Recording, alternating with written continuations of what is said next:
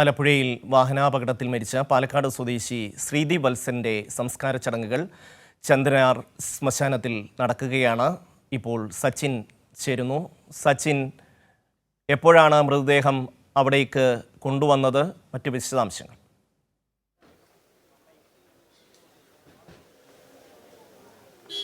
ഷമി, വൈകിട്ട് 4:45 കൂടിയാണ് പാലക്കാട് മൃതദേഹം എത്തിച്ചത്. പാലക്കാട് ശേഖരിപുരത്തുള്ള ശ്രീദേവിൻ്റെ വീട്ടിൽ 4:45 മൃതദേഹം എത്തിച്ചിരുന്നു. തുടർന്ന് വീട്ടിലെ മാതാപിതാക്കളടക്കം പൊട്ടിക്കരഞ്ഞുകൊണ്ടാണ് മൃതദേഹം എത്തിയപ്പോൾ വികാരഭരിതമായുള്ള ഒരു കാഴ്ചയാണ് ഉണ്ടായിട്ടുള്ളത്. അതിനുശേഷം വീട്ടിൽ പൊതുദർശനത്തിന് വെച്ചു. 45 മിനിറ്റോളം നീണ്ട പൊതുദർശനത്തിനൊടുവിൽ പാലക്കാട് ചന്ദ്രനഗറിലെ ശ്മശാനത്തിലാണ് സംസ്കാര ചടങ്ങ് ഇപ്പോൾ പൂർത്തീകരിച്ചിരിക്കുന്നത്. കഴിഞ്ഞ ദിവസം പാലക്കാട് സ്വദേശി ശ്രീദീപ് അടക്കമുള്ള 5 വിദ്യാർത്ഥികളാണ് ആലപ്പുഴയിലെ വാഹനാപകടത്തിൽ മരണപ്പെട്ടത്.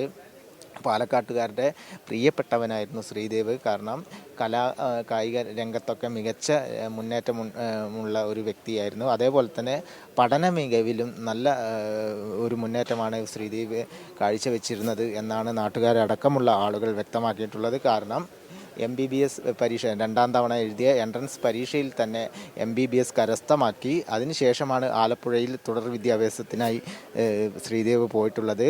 പാലക്കാട് ഭാരത് മാതാ സ്കൂളിലെ അധ്യാപകനായ വത്സൻ്റെയും അതുപോലെ തന്നെ ബിന്ദുവിൻ്റെയും ഏക മകനായിരുന്നു ശ്രീദേവ്.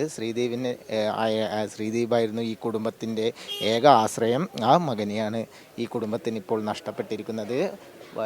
ചന്ദ്രനഗർ ശ്മശാനത്തിലെ സംസ്കാര ചടങ്ങുകൾ ഇപ്പോൾ പൂർത്തീകരിച്ചിരിക്കുകയാണ്. ഷമി, ശ്രീദീപിൻ്റെ സംസ്കാരം പാലക്കാട് പൂർത്തിയായി കഴിഞ്ഞു. സച്ചിനാണ് വിവരങ്ങൾ നൽകിയത്.